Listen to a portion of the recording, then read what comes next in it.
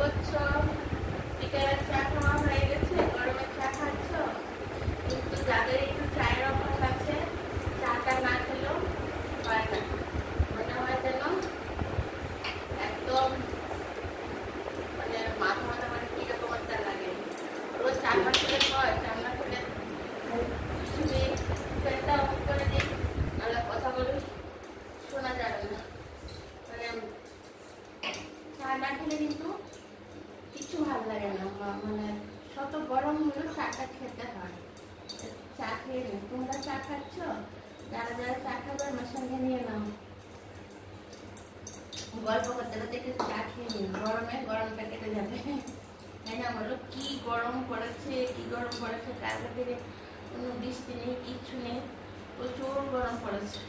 মানে আমি এমনিতে জল খেতে পারি না, কিন্তু এখন এত জল খাচ্ছি, মনে হয় কয়েক লিটার জল খেয়েছি, মানে বোতলকে বোতল খালি করে ফেলছি, এত জল খাচ্ছি। জল খাওয়া তো এখন ভালো, কিন্তু ভাবে আর কি শীতের সময় একটা ফোঁটা জল খেতে পারি না, এখন কত জল খাচ্ছি, মনে হয় যেন সারাদিন জলই খেয়ে আর কিছু খেতে ইচ্ছা করে না।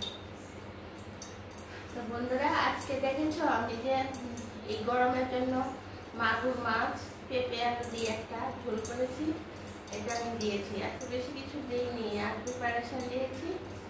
তুমি স্কুল বন্ধ করে গেছে, তার জন্য টিফিন বক্সটা এখন দিচ্ছি না,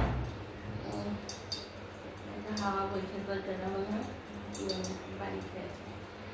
তো একটাই আজকে রান্না দিয়েছি, গরমে ইচ্ছে করছে না কিছু রান্না করতে, আর তাছাড়া কিছু রান্না আগে দিনেরও ছিল। তো মাগুর মাছ ডাল ভাজা করেছি, বেশি কিছু করিনি।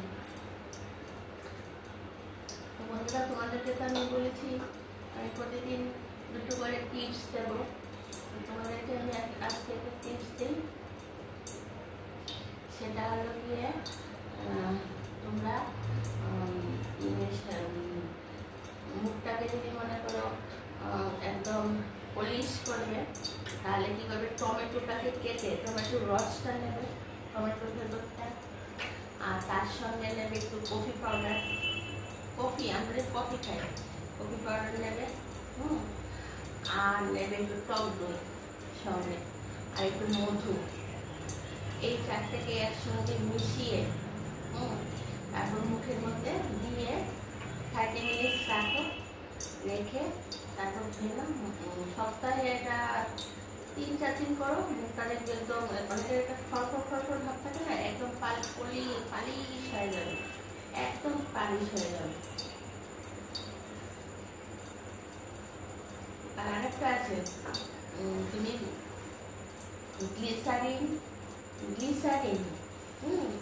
গ্লিসারিনের সঙ্গে তুমি চালের গুঁড়াটা মিক্সিং করে মুখটা ধুয়ে অনেকক্ষণ রেখে দাও, দেখবে মুখটা, তারপর অনেকক্ষণ করে ধুয়ে নেবে, দেখবে মুখটা একদম সাদা পালিশ হয়ে যাবে। মানে সপ্তাহে 5 দিন তোমার করতেই হবে, মুখটা পালিশ হয়ে যাবে। দুটো হলো, আরেকটা দিয়ে দিচ্ছি, কলার সঙ্গে দুধ আর মধু, বুঝতে পেরেছো? কলা, দুধ, মধু একসঙ্গে নিয়ে তারপর মুখের মধ্যে সেটা তুমি একটু অল্প করে দেবে, মধু দেবে, তারপর একসঙ্গে এটা লাগিয়ে দেবে, তারপর অনেকটা শুকিয়ে যাবে, তারপর ধীরে ধীরে এরকম অনেকদিন করলে মুখটা খুব নরম হয়। আর চালের গুঁড়া তো একটা কমন জিনিস আছেই, চালের গুঁড়ার সঙ্গে থেকে মধু,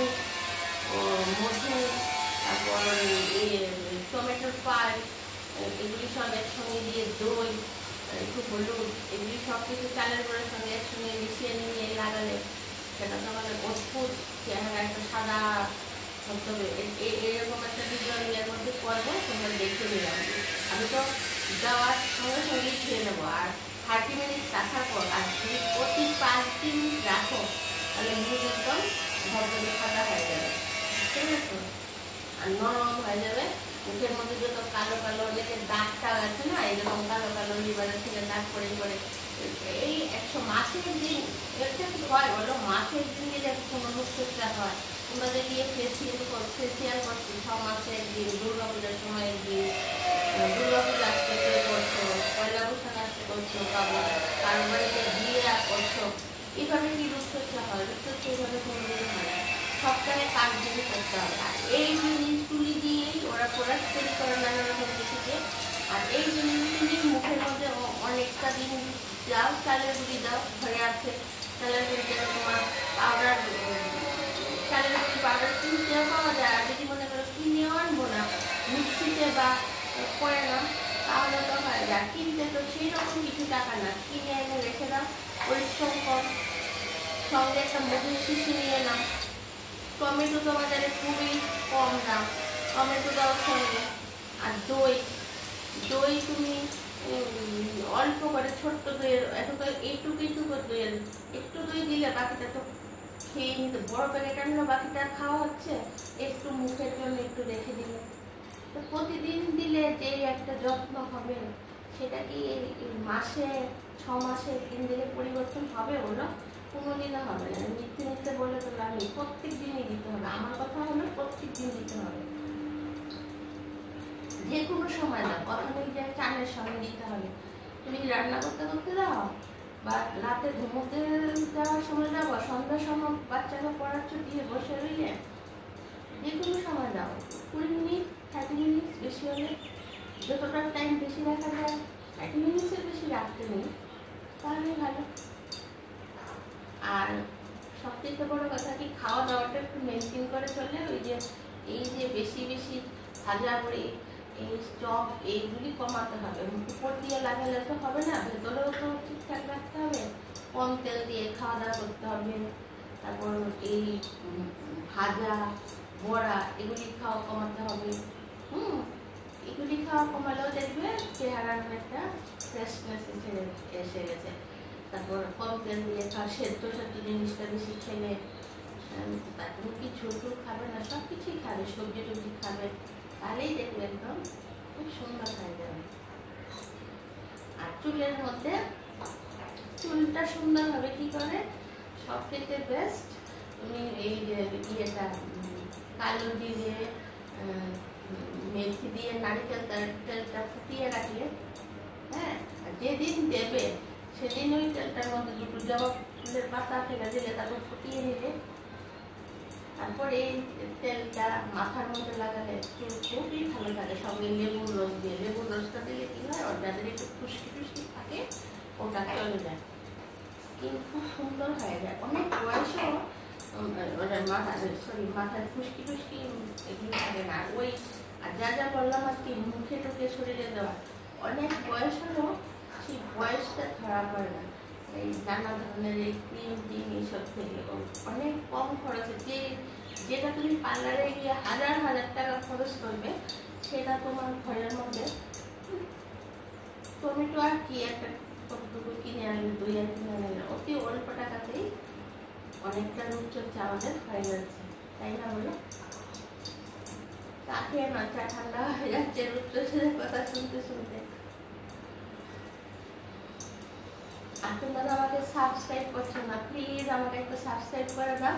আমি তোমাদেরকে রূপচর্চার আরো অনেক টিপস দেবো, প্লিজ একটা সাবস্ক্রাইব করে দাও।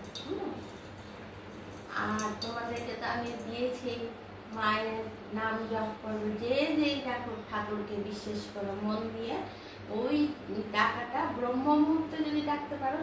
কিন্তু ব্রহ্ম মুহূর্তে সবার ঘুম ভাঙে 3টে থেকে 4টে, 5টার মধ্যে, 4টে, 4:30টার মধ্যে, সবাই তো ঘুম ভাঙে না। আমাদের তো কারণে মেয়েদের জন্য রান্না করতে হবে, তার জন্য ঘুম ভাঙে। মেয়ে যায় স্কুলে চাকরি করে, তার রান্না না করে দিলে ঘরের খাবার নিয়ে যায়। আর যখন ঘুম থেকে উঠবে তখনই বাসি বিছানায় বসে মা শারদাকে ডাকবে, সেটা তো তোমাদেরকে আমি বলে দিচ্ছি। যেই ঠাকুরকে ডাকো, বাবা তারকেশ্বর তো আরো জাগ্রত। আমি বলেছিলাম অনেকদিন আগে, এখানে বসেই চা খেতে খেতে বাবা তারকেশ্বরের জাগ্রত কাহিনী আমার সঙ্গে হয়েছে। আমার মেয়ে যখন জন্ম হয়েছিল, ওর মানে জন্মের পরে যে দাঁত ওঠে না, উঁচু হয়ে উঠেছিল। আমি বাবার কাছে মানত করেছিলাম যে আমার মেয়ের দাঁতগুলি যেন সুন্দর হলে, আমি মার কাছে বাবার মন্দিরে গিয়েই মেয়েকে নিয়ে বলেছিলাম। আমার মেয়ে যখন 7 বছরের সময় দাঁতটা পড়ে গেল, ওর একদম ছোট ছোট দাঁত নিচু হয়ে উঠেছে। তারপর থেকে আমি বাবাকে একটু জাগ্রত ভাবি, বুঝতে পেরেছো? আরও অনেক কিছু হয়েছে। তো তোমাদের যদি সেরকম কিছু মা সারদাকে একটু ডাকবে, মা মা বলেছে যে আমাকে যে মন দিয়ে ডাকবে আমি তার কাছে, আমি প্রতিদিন হলে এটা সেটা বলে আমার কী লাভ? তো তোমরা প্রতিদিনই আমি একটা কথাই বলবো, মা সারদাকে ওই যে ব্রহ্মমুহূর্ত উঠে ডাকবে, তারপর চান করে ডাকবে, আবার ঘুমোবার আগে মন দিয়ে আকুল সুরে। আর এই সবচেয়ে বড় কথা হচ্ছে যখন টাইম পাবে তখনই মাকে ডাকবো। মা বলেছে আমাকে যে ডাকবে আমি তার ডাকে সাড়া দেবো। আর তোমাদেরও আমি একটা কথা বলে দিলাম, তোমরা যখন মাকে ডাকবে, তোমরা এখন আমাকে কমেন্ট করছো না তো, তোমরা যারা যারা মাকে ডেকে সেই ফলটা পাবে, তাহলে কিন্তু আমাকে কমেন্টও করবে, সাবস্ক্রাইবও করবে, ঠিক আছে? এখন করছো না, পরে নিশ্চয়ই করবে। আর তারকেশ্বরের তারকেশ্বরের বাবার কথা বললাম, যদি ওই তারকেশ্বরের মন্দিরে যাও, মানত করে এসো, কাউকে মানতটা বলবে না, দেখবে ঠিক ফলবে। আর তখন আমার কথা ভেবে আমাকে সেটা যখন ফলবে তখনই আমাকে তোমরা প্লিজ সাবস্ক্রাইব করো। আমি সত্যি বলেছি না মিথ্যা বলেছি? আচ্ছা বন্ধুরা, এখন তারা চা খাওয়া হয়ে গেছে, অনেক কাজ পড়ে আছে, এত গরম কিছু ভালো লাগছে না, তাই ভাবলাম আমি আগে তোমাদের সঙ্গে কথা বলে নিই, তারপর সব কাজ করবো। তাহলে বন্ধুরা এখন রাখি। আর তোমরা তো জানোই আমি রান্নার ভিডিও দিই, তারপর দুপুরে লাঞ্চে আসি, আবার বিকেলে তোমাদের সঙ্গে চায়ের আড্ডায় আসি। তোমরা প্লিজ আমার ভিডিওগুলো এসে দেখবে, আর প্লিজ কমেন্ট করো, আমিও তোমাদের কমেন্টের উত্তর দেবো। আর সাবস্ক্রাইব করো। টাটা, বাই বাই, সবাই ভালো থেকো।